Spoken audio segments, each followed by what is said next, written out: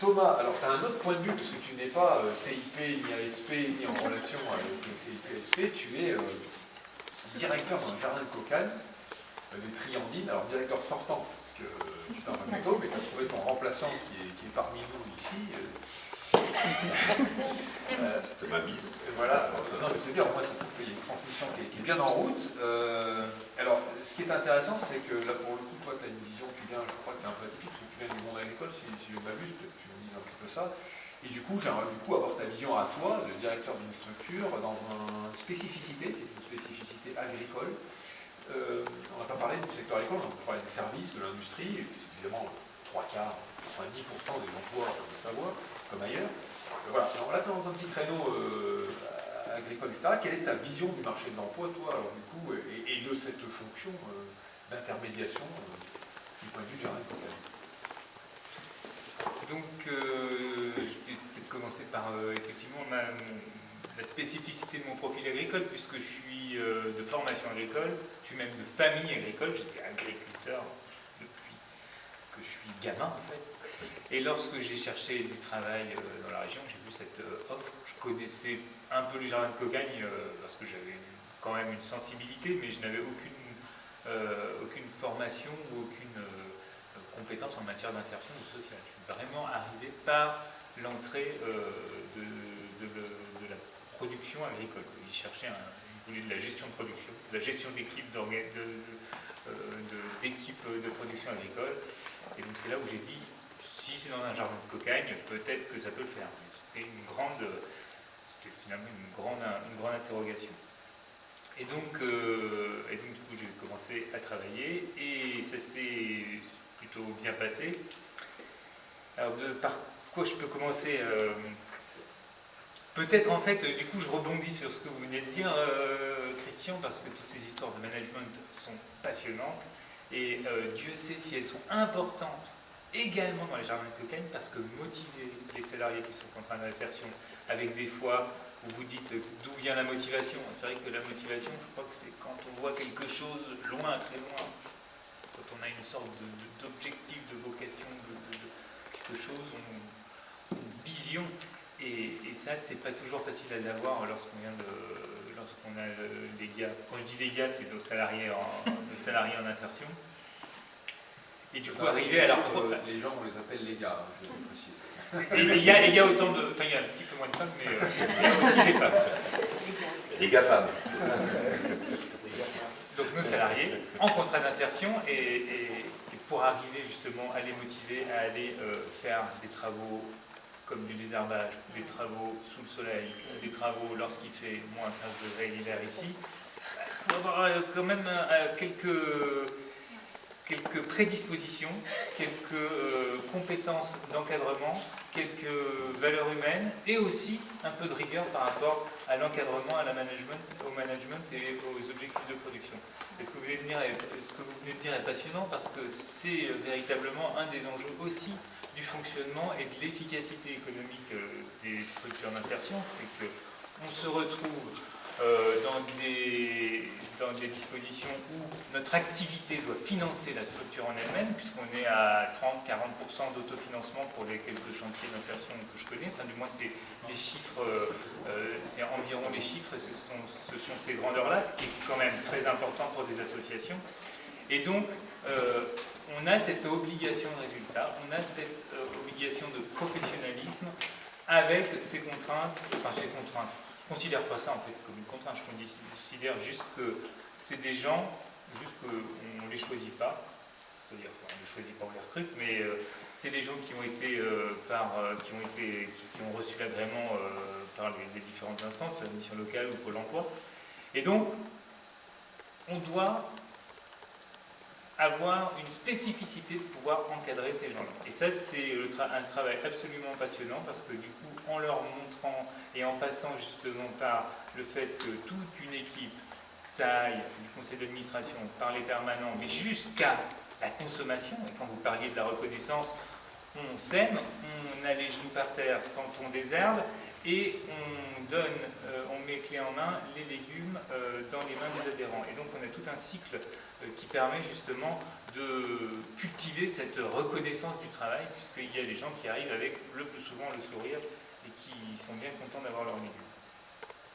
Tu me relances parce que du coup je ne sais plus après où je Enfin ça c'est plus le rebondissement. Tu avais quand même un sujet, donc c'est vrai qu'il y a une spécificité particulière sur une production là pour le coup agricole, comme tu dis, elle génère effectivement ces éléments parfois de reconnaissance, souvent de reconnaissance du travail accompli en fait, et puis de la saisonnalité, et puis voilà, du temps. Après tu me disais, pour toi il y avait 3 enjeux là pour cette fonction d'intermédiation. Tu me parlais de la formation. Voilà, quelle est ta vision effectivement de la formation aujourd'hui vis-à-vis de ces publics, etc. Là où vous les emmenez. Et tu disais aussi, on a des sujets propres à nos structures, c'est-à-dire que comment on peut évoluer nous-mêmes en tant que structure de l'insertion dans un tel contexte où il y a une baisse des financements publics, où il y a effectivement aussi un besoin d'encadrement de plus en plus fort avec des publics évolués de l'emploi. Enfin, voilà, quel est notre avenir à nous dans ce sujet des politiques de l'emploi? Effectivement, la formation, c'est certainement un des points clés de l'évolution et des parcours d'accompagnement. Là, aussi bien Odette qu'Aline en ont déjà beaucoup parlé. Lorsque je vois les offres d'emploi et tous les marchés en tension dont vous avez parlé, et des besoins de compétences et donc des formations qui sont en face, et que je vois les profils de nos personnes, j'ai quand même une certaine appréhension sur le fait que la formation soit la seule solution pour pouvoir remettre nos personnes, nos salariés d'insertion, nos gars, au travail, du moins sur ces emplois-là. Parce que je crains que... il y a plusieurs choses, mais une des premières choses, c'est qu'il y a quand même un certain nombre de formations qui sont des formations qui nécessitent des prérequis pour que ces formations puissent être bénéfiques et permettre d'accéder à l'emploi.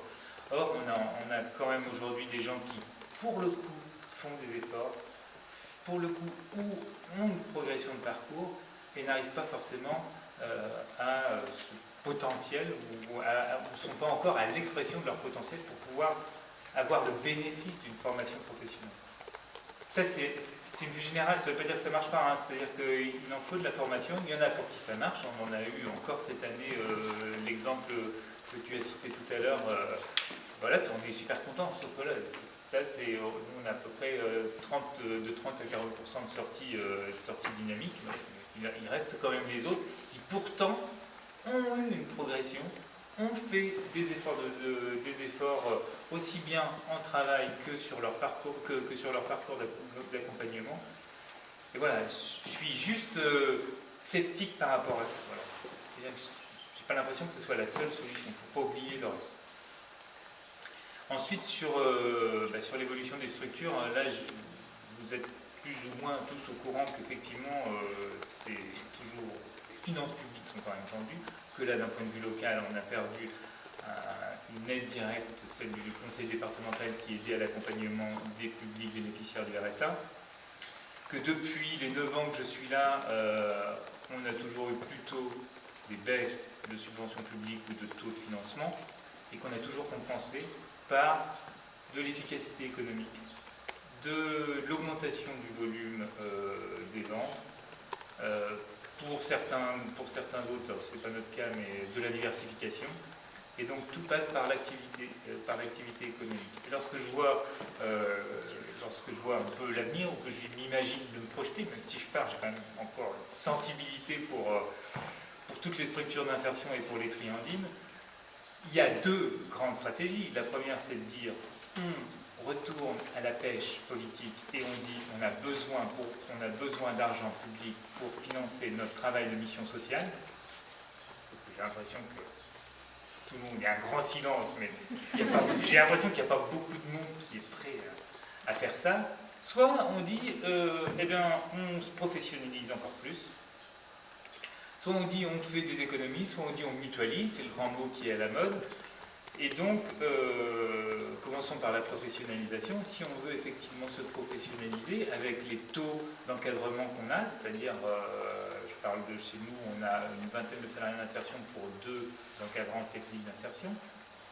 Donc forcément, plus on va professionnaliser, plus on va vouloir être technique, plus on va vouloir diversifier sur des activités qui vont être plus compliquées, plus on va avoir besoin d'un potentiel d'encadrement important avec des gens qui vont être compétents et peut-être des encadrants qui vont avoir un tout petit peu moins de salariés en insertion à encadrer en même temps. Voilà, moi ça c'est un de mes grands, peut-être je sais pas si c'est... Enfin, je pense que ça c'est un des points d'évolution, c'est de pouvoir mettre plus de potentiel d'encadrement dans nos chantiers d'insertion, si on décide de les faire évoluer par l'activité économique, par l'efficacité économique. Et ensuite, le dernier point du coup qui déboucle, c'est que cette fameuse mutualisation dont on parle, dont chacun, j'ai l'impression, a une image très différente, et on en a déjà parlé ce matin à l'Assemblée générale, enfin tout à l'heure, je veux dire, à l'Assemblée générale, lorsque j'essaye de réfléchir à l'organisation de ma structure, les encadrants techniques d'insertion, on peut garder mutualisés, c'est proportionnel au nombre de salariés qu'on a. Donc, pas pouvoir s'échanger les encadrants ou avoir chacun ou avoir des encadrants volants. En plus, c'est avec des connaissances et des compétences spécifiques désormais. Les directeurs, on pourrait inventer des super directeurs généraux financiers qui ne s'occuperaient que des papiers ou des demandes de financement. Mais finalement, lorsque je discute avec tous les responsables de structure, ce temps-là est d'ailleurs pas si énorme et il passe surtout le reste du temps est quand même sur la gestion de la production, soit technicien ou pas, sur la gestion des équipes, et que dans tous les cas, il y aura besoin d'un coordinateur, d'un responsable d'équipe, de s'occuper du règlement intérieur, du cadrage, des recrutements des salariés en insertion, et d'avoir un garant. Donc, cette personne-là, qu'il soit directeur financier ou pas, il y en aura toujours un besoin sur les chantiers. On arrive donc à la mission et aux chargés d'accompagnement socio et professionnel.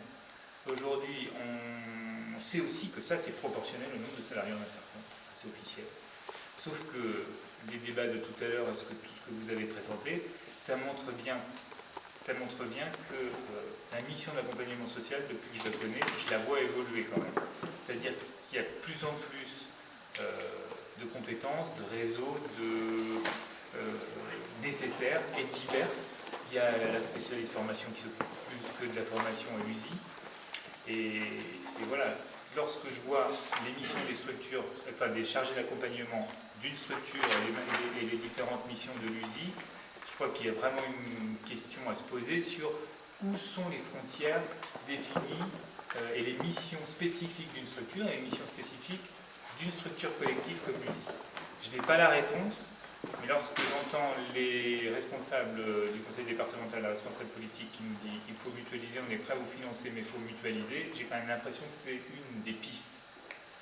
Certainement pas simple à mettre en œuvre, mais peut-être la meilleure pour pouvoir obtenir des financements et en quelque sorte soulager les structures individuelles, les chantiers individuels, d'une part de cette mission économique, quoi. Enfin, vous voyez ce que je veux dire, du financement des postes individuels dans les structures. Moi, je retiens de ce que tu as dit quelque chose d'important, on en reparlera, c'est que tu introduis là l'idée que, sur la première partie de ton exposé, qu'en fait, la structure pourrait diversifier plus ses activités propres économiques, et donc aussi avoir quelque part, non pas seulement la fonction de passerelle vers l'emploi des autres, c'est-à-dire la possibilité, alors on sait que c'est honnêtement, je crois, un petit peu en filigrane du rapport de Jean-Marc Borello dans son sujet sur l'inclusion sociale, où il évoque pour les IAE, dans les 2 pages qui sont consacrées, la question de diversification des activités économiques et finalement peut-être même de création d'entreprises sociales, c'est précisé comme ça, autour des structures de l'IAE qui généreraient donc quasiment leur propre économie, ou une économie locale créatrice d'emplois. T'en penses quoi de ça? Alors, je vais répondre juste un tout petit peu à l'envers, mais ce qui est sûr, c'est que je pense qu'il y a des potentiels, qu'il y a des besoins, ça en bio on le sait bien, et que nos structures, sous quelques conditions effectivement de compétences, de structure au sens d'avoir les matériels suffisants pour pouvoir faire un certain nombre de productions, ont un potentiel pour remplir des productions aujourd'hui qui sont aussi en tension.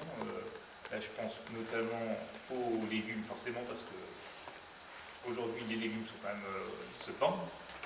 Mais il y a les œufs, il y a le porc, et il y a bien d'autres encore productions qui pourraient avoir effectivement un rôle sur le territoire, effectivement un rôle aussi